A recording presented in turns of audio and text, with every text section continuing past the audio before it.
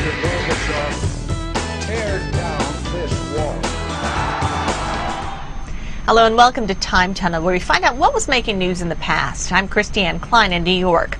Today we travel back to this day in 1972. Here are Howard K. Smith and Harry Reasoner. Good evening from ABC News headquarters in Washington. I'm Howard K. Smith.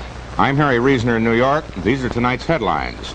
Mujibur Rahman returns home and tells his countrymen that Bangladesh will remain independent from Pakistan. Hubert Humphrey formally announces his candidacy for the Democratic presidential nomination. The Surgeon General reports that a non-smoker may suffer from inhaling someone else's smoke.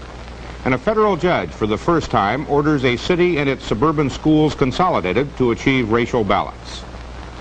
Sheikh Mujibur Rahman returned to his native soil today as president of the new nation of Bangladesh. In Dhaka, capital of what used to be East Pakistan, the Sheikh said he felt no bitterness toward West Pakistan, where he was held captive during the successful Bengali rebellion that he inspired. But he also said that Bangladesh will never have any links with the West Pakistan government. The Sheikh flew to Dhaka in a British jet, which already had taken him to London and New Delhi following his release in West Pakistan. ABC's Ron Miller reports on his arrival. Before landing, the Sheikh's plane circled Dhaka. He had the opportunity to see the estimated 1 million people who waited for him. Their presence and faith underscoring the implications of the liberation movement Sheikh Mujib launched, a cause to which he devoted his life. Whatever political importance could be attached to the fact that it was a British plane which returned Sheikh Mujib to Dhaka was quickly lost in his emotional airport welcome.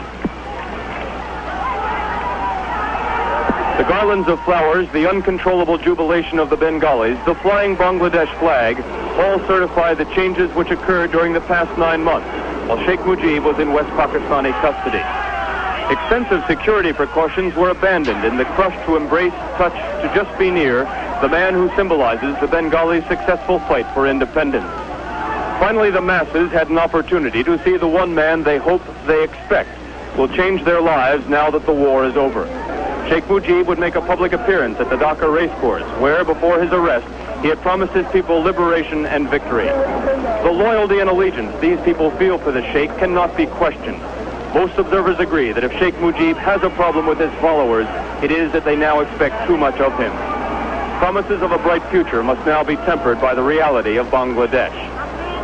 75 million Bengalis focus their hope for the future on Sheikh Mujib.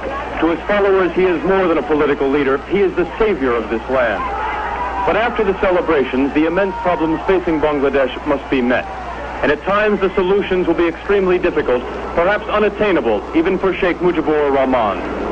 Ron Miller, ABC News, Dhaka. A White House spokesman said today that the possibility of humanitarian aid to Bangladesh is under consideration by the Nixon administration, but that no decision has been reached.